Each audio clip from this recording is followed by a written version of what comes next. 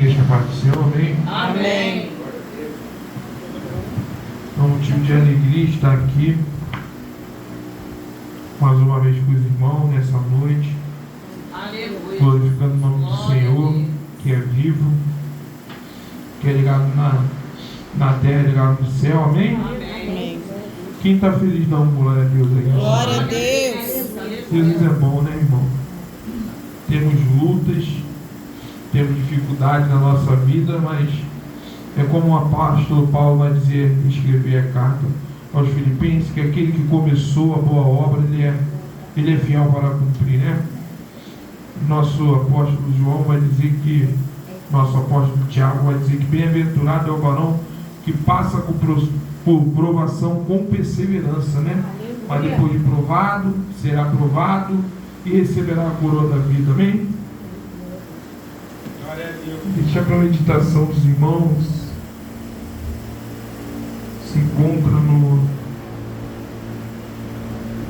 Evangelho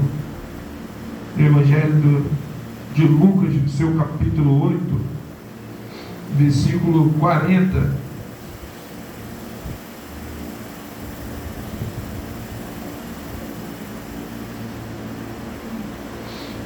Creio que todo mundo que me conhece, sou da Assembleia de Deus, está na Rua Maristão, Assembleia de Deus, Ministério Peniel.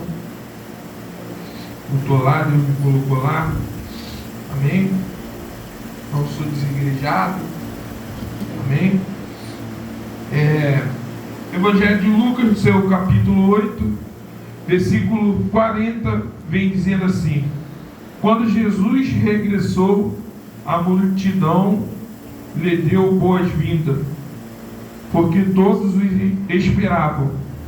Nisto veio um homem chamado Jairo, que era o chefe da sinagoga, e caindo aos pés de Jesus, suplicava-lhe que entrasse na sua casa. Amém?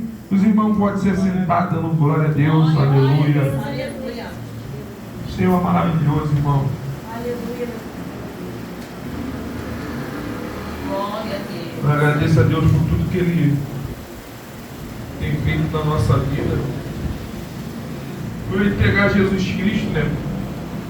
Por amor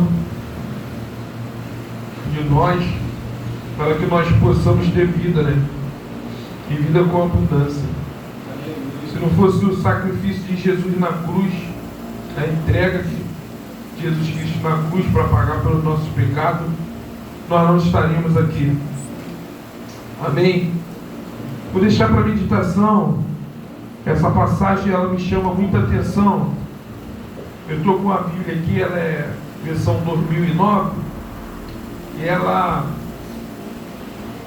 é um pouco, a sua linguagem é um pouco diferente, mas tem o mesmo significado. Mas o que me chama a atenção é que Jesus, ele regressando de volta, vai aparecer um homem por nome Jairo, e vai se prostrar diante de Jesus. Aleluia. É interessante que vem dizendo assim: e aconteceu que quando voltou Jesus, a multidão ela o recebeu, estava esperando, e chegou um homem de nome Jairo, que era príncipe da sinagoga, e prostrou-se aos pés de Jesus. É interessante que o que me chama a atenção nesse texto, para a nossa meditação, é que esse homem, ele se prostrou diante de Jesus. Qual a necessidade hoje de nós reconhecermos o ato que nós devemos fazer diante de Jesus Cristo? Porque a Bíblia ela vai nos relatar que esse homem ele era príncipe de sinagoga. Esse homem é um homem ilustre, é um homem que está de frente na obra, mas de frente da obra ele tem uma filha que está na sua casa, e agora ele vai ter com Jesus e vai se prostrar diante de Jesus. É interessante que o ato, quando ele fala se prostrar, é um ato de descer.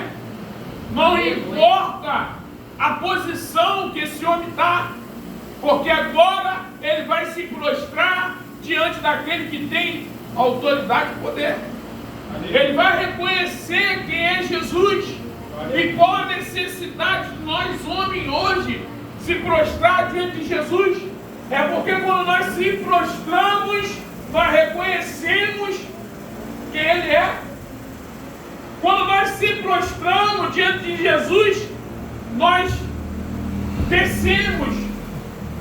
Quando nós se prostramos diante de Jesus, a gente deixa todas as nossas defesas e nós reconhecemos quem Ele é. Glórias a Deus. Porque Jairo, ele é príncipe da sinagoga, e pela lei de maneira nenhuma ele poderia se prostrar diante de um homem. Mas só que ele não vai se prostrar diante de um homem, ele vai se prostrar diante daquele que é poderoso. Ele vai se prostrar diante daquele que pode todas as coisas. E a Bíblia vai relatar que Jairo, ele se prostrou aos pés de Jesus, rogando que Jesus entrasse na sua casa. E agora, nesse momento, quando ele reconhece Jesus, quando nós reconhecemos Jesus, quando nós se prostramos diante de Jesus, agora sim Jesus pode entrar dentro da nossa casa. Agora sim nós reconhecemos quem Ele é. Porque muitas das vezes nós vivemos, né, nesse presente século e as pessoas falam: não, eu reconheço Jesus, eu sei quem Jesus é, Jesus está comigo, mas não se prostra, não baixa a guarda, não baixa as defesas.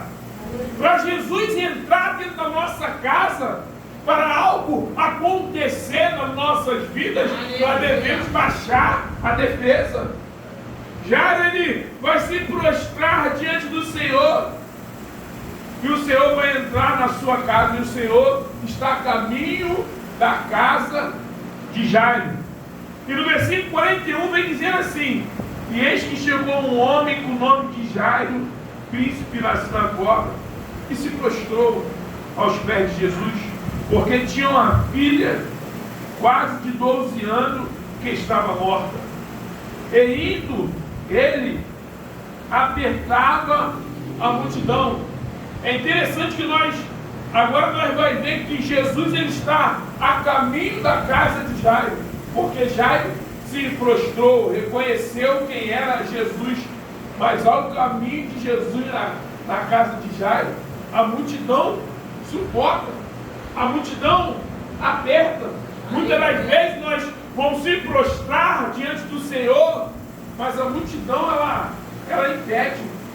A multidão ela vem dizer que Jesus não vai curar, Jesus não vai fazer.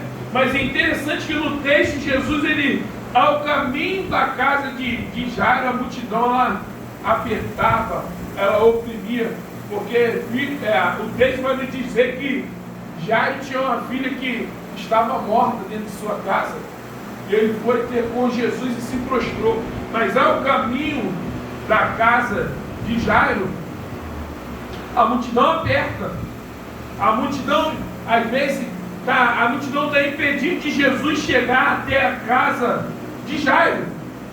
E vai dizer que no caminho da casa de Jairo veio uma mulher que tinha um fluxo de sangue, e ela já havia 12 anos.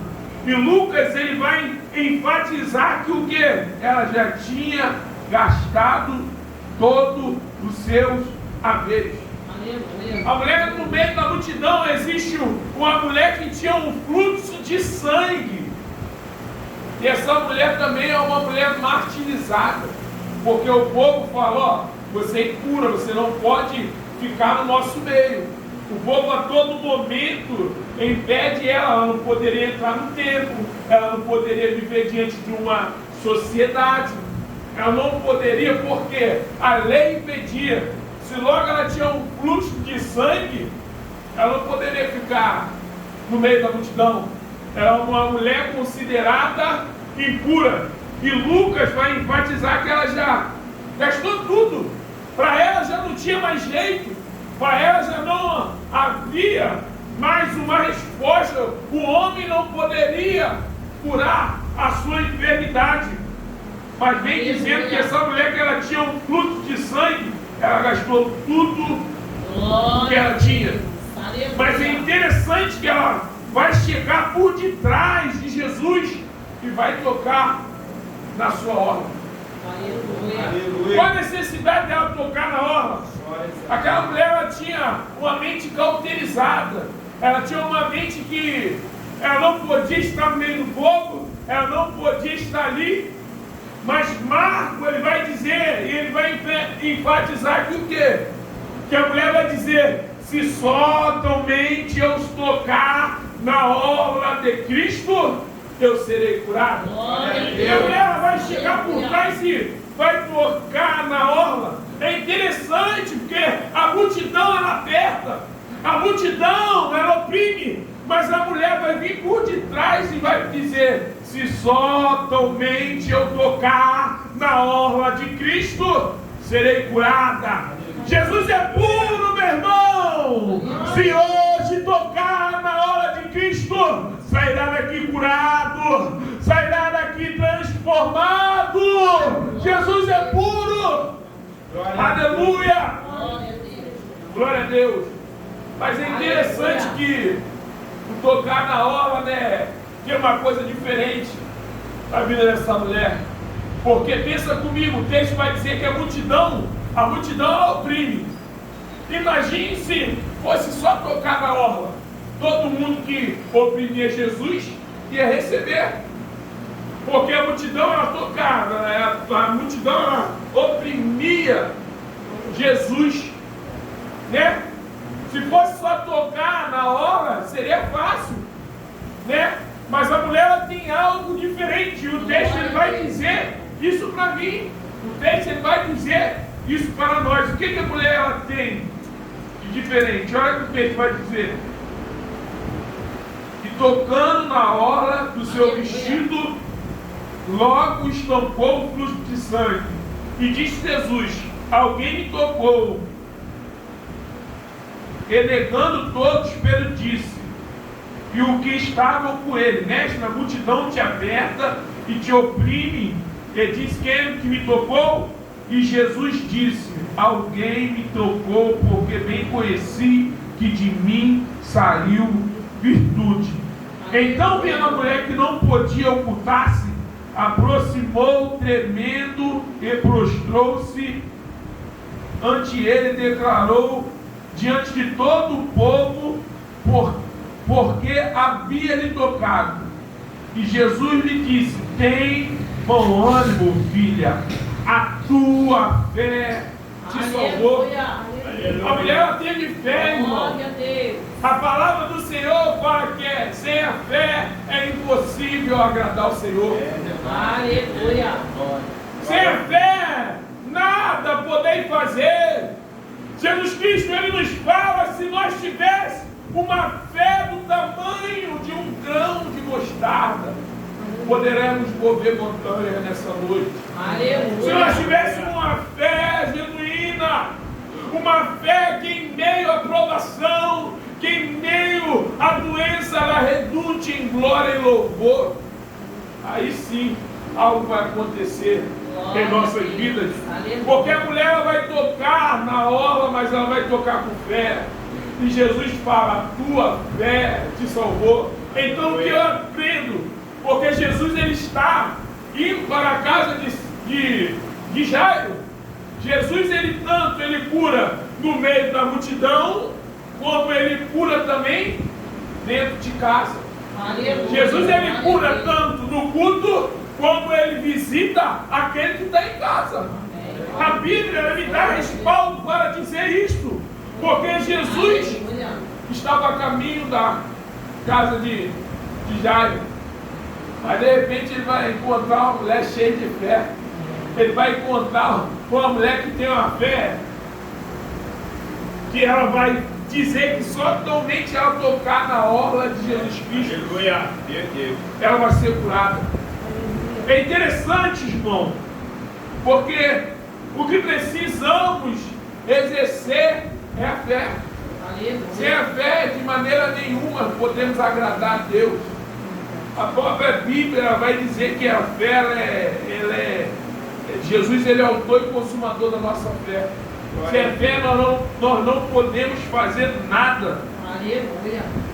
E no 49 vem dizendo assim, estando ele ainda falando, chegou um dos principais da sinagoga dizendo, a tua filha está morta, não incomode o mestre.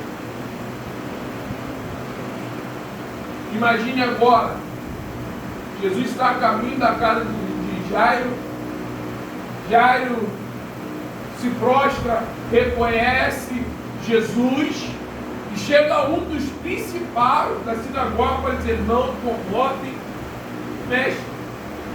O que Jairo vive, muitas das vezes, é o que a gente não vivemos. Porque tudo é no tempo do Senhor. Nada é no nosso tempo. E muitas das vezes a gente vem orando, a gente vem pedindo, a gente vem clamando ao Senhor. E o que o cristão tem que ter na mente é o que? Se Deus fizer, ele é Deus. Se ele não fizer, continua sendo Deus. Porque não adoramos a Ele no que Ele pode nos dar, mas nós adoramos a Ele pelo que Ele é. Mas Jairo, então, agora vai chegar um dizendo, não incomode o mestre. É isso que nós temos ouvido. Muitas das vezes nós estamos próximos de receber algo que emana do trono de Deus. Às vezes tem maridos ou mulheres orando pela casa, orando pela família, estamos próximos de receber algo que vem de Deus e chega às vezes um dos principais, um dos que estão no meio dizendo, não incomoda Jesus não incomoda o mestre não, mas nós devemos continuar e acreditando, nós devemos continuar acreditando naquele que pode todas as coisas. E um chega diante dele e fala, não incomode, porque a tua filha já está morta. E no 50 vem dizer assim, Jesus, porém, ouvindo, respondeu, dizendo, não temas, crê somente e será salva.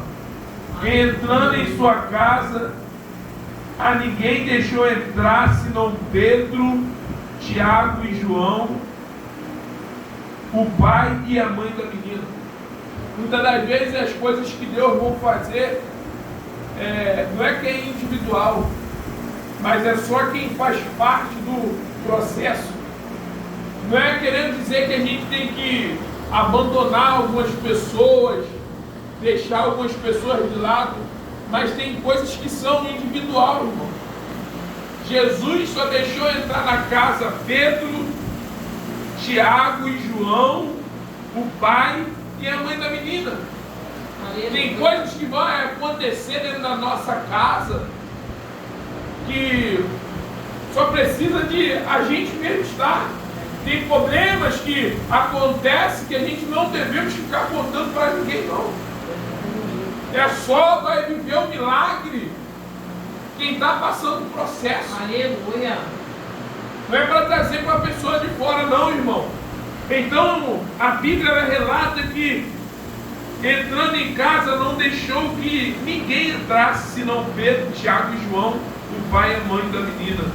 E todos choravam, e todos pranteavam, dizendo, e ele disse, não chores, não está morta, somente dorme. E riram dele, sabendo que estavam mortas. Porque assim como foi falado aqui pelo pastor Ezequiel 39, profetiza, Ezequiel 37, profetiza em meio ao vale de ossos secos. Muitas das vezes as pessoas falam, está morto, acabou, não tem promessa, abandona o seu Deus e morre. Mas aquele que começou a boa obra é fiel para cumprir. Muitas das vezes as pessoas falam, abandona esse casamento, larga esse marido, larga essa mulher. Mas a palavra do Senhor é bem clara. ainda tem vida aí. Ainda tem vida. A promessa sobre um vale de ossos secos, o Senhor faz o exército se levantar. A palavra que disseram diante de Jesus, eles riram. Falaram, ó, a menina está morta. Mas Jesus não falou isso não. Mas ele, aí vem dizendo 54, mas ele pondo para fora e pegou-lhe a mão, clamou dizendo, levanta, filho. Levanta. Aleluia. É pela fé, irmão. A palavra do Senhor é poderosa. É pela fé. Ter fé daquilo que o Senhor te prometeu. Ele é fiel para cumprir. Ainda há vida para a nossa casa. Ainda há vida para o nosso ministério. Ainda há vida na igreja. E Jesus para a menina, levanta, menina, que o seu espírito voltou e logo se levantou. Jesus mandou que lhe desse o que comer. E assim, irmão, Jesus ele vai levantar. A palavra do Senhor fala que ele levanta o que está caído e dá força ao que está cansado. Depois de Jesus levantar, tem comida, tem que ter palavra. Depois do Senhor levantar aquele que a gente tanto busca, a gente tanto ora, depois vem o alimento. Glória a Deus. Mas diante de tudo, que nós possamos se prostrar diante do Senhor. Não importa se tem alguém morto dentro da nossa casa, não importa se seja alguém da nossa família, um tio, uma prima, um primo, continua orando, continua intercedendo, se prostre aos pés do Senhor, porque é Ele que pode fazer o milagre. É Ele que pode levantar, é Ele que dá vida. É Ele que tem o controle, é Ele que é criador de todas as coisas. Nosso Deus não é um Deus feito por mãos humanas. Nosso Deus é um Deus criador de todas as coisas. Essa é a palavra que Deus colocou no meu coração. Para que o milagre ele possa ser alcançado em nossas vidas, devemos se prostrar diante do Senhor. Não somente Jairo se prostrou diante do Senhor, mas a mulher também de fluxo de sangue, ela também se prostrou diante do Senhor. Vendo ela que não poderia ficar calada, Glória a Deus. ela se prostrou diante do Senhor. Que nós possamos se prostrar diante de Deus, para que o milagre ele possa acontecer na nossa vida. A palavra do Senhor vem dizendo que aqueles, João 10 vem dizendo que aqueles que confessam diante dos homens, aquele que confessa Jesus Cristo diante dos homens, Jesus o confessará ele diante do Pai. Que nós possamos reconhecer a soberania de Deus, reconhecer que Ele pode todas as coisas. Hoje em dia as pessoas não se prostram diante do Senhor, por isso que as coisas não têm acontecido. Paulo vai dizer à igreja que está lá em Filipenses que todo joelho dobrará e que toda língua confessará que Jesus Cristo é o Senhor, para a glória de Deus o Pai. Amém, irmão? Amém. Bem, essa palavra que Deus colocou no meu coração, e eu vou estar louvando ao Senhor nessa noite. Eu gosto de louvar. Tudo que tem fôlego, louvo ao Senhor. Amém? Glória a Deus. Aleluia. Glória a Deus.